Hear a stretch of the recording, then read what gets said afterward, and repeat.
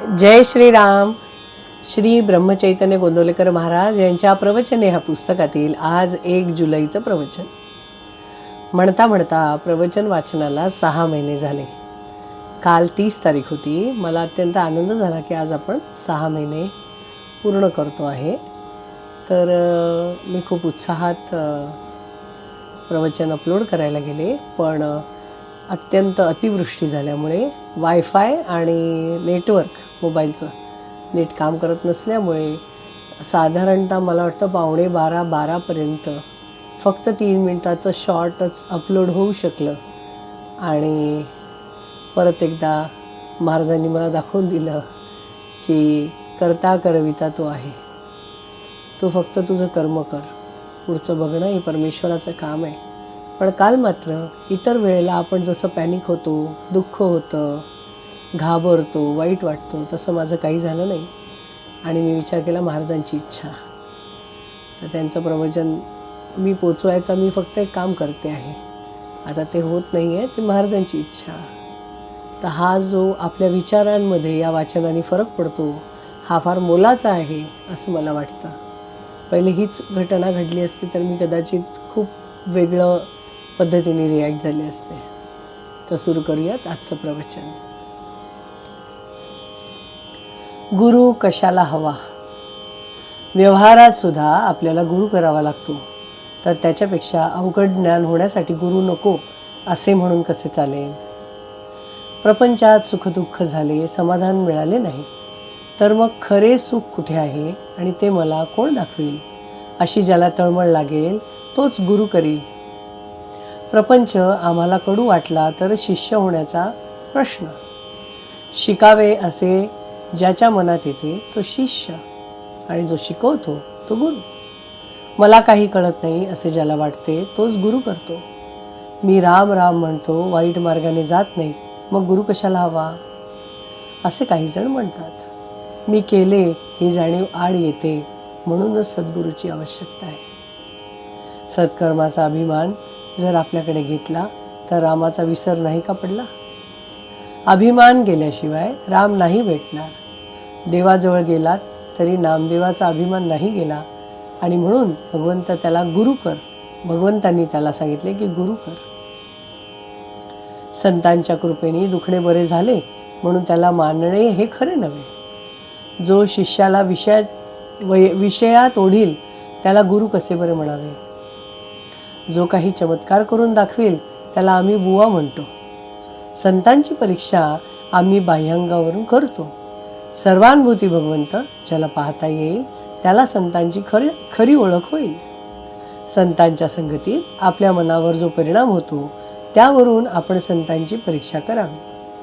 माझे चित्त जिथे निर्विषय होईल तिथेच संतांची खरी जागा आहे असे म्हणता येईल. ज्याला भगवत प्राप्तीची तळमळ लागली आहे त्याला शिष्य म्हणावे. जो गुरु आज्ञे बाहेर जात नाही आणि गुरु हेच भगवंत प्राप्तीचे साधन मानतो तो सदिच्छ होय. गुरुपरता देवधर्मच नाही मानू. काही कानडी माणसे महाराष्ट्रात आले. त्यांना मराठी येत नव्हते. त्यांनी एक दुभाषी गाठला आणि त्याच्या मागोमाग ती पुष्कळ ठिकाणी हिंडली. त्यांची चिंता आणि जबाबदारी त्या दुभाषावर पडली. तशी आपण दुभाषाची म्हणजे सद्गुरूंची संगत केली पाहिजे. तो म्हणेल तिथे जावे, तो सांगेल तसे करावे, मग परमात्मा मिळेलच. शास्त्रे आणि वेद अनंत आहेत, ते शिकायला आपल्याला वेळ कुठे आहे? सद्गुरूंनी नवनीताप्रमाणे सर्व साधनांचे सार असे जे नामसाधन सांगितले आहे ते आपण करावे. भगवंत म्हणजे प्रेम, म्हणजे आपल्याला भगवंताचे प्रेम लागेलच. बाजारात गेल्यावर जो माल आपल्याला अनुकूल आणि माफक दराचा असेल तोच घ्यावा. त्याप्रमाणे परमार्थाच्या अनेक साधनात आपल्याला अनुकूल आणि माफक असे नामस्मरण हेच उत्तम साधन आहे.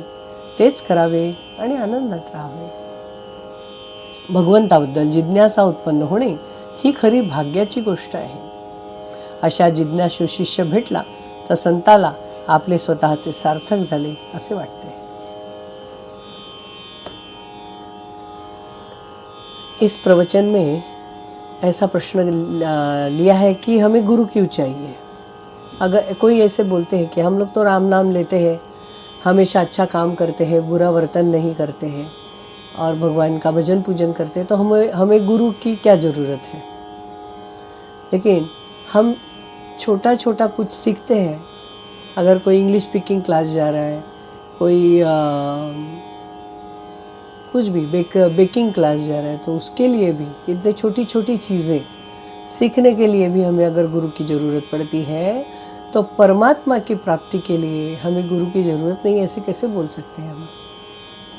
तो गुरु ने जो मार्ग दिखाया है उस पर चलना। और अगर आपके पास एक अच्छा गुरु है और उन्होंने आपको मार्ग बताया कि ये करो वो करो, तो हमारा कितना बर्डन, मतलब हमारा कितनी सोच कम हो जाती है। जैसे भगवान कृष्ण ने बोला है कि कर्म करो, फल की चिंता मत करो, तो ये तो कितना आसान है। जो भी कार्य हम कर रहे हैं उसे प्रेम से ईमानदारी से करें बस, और बाकी सब सद्गुरु पे छोड़ दें। तो ये तो मुझे तो ये प्रोसेस ज़्यादा आसान लगती है, ये ज़्यादा सोचना ही नहीं पड़ता इसमें। तो इसी प्रकार अपने गुरु ने जो मार्ग दिखाया है उस पर चलना ज़्यादा आसान भी है और ज़्यादा आनंददायी भी है। इसमें हमें कुछ टेंशन लेने की ज़रूरत ही नहीं है। और जब ऐसा कोई शिष्य मिल जाता है, जब हमको लगता है कि हमें कुछ समझता नहीं है, हम लोग कैसे परमेश्वर प्राप्ति को करें, तो ये अच्छी स्टेप है। ऐसा लगना बहुत अच्छी बात है।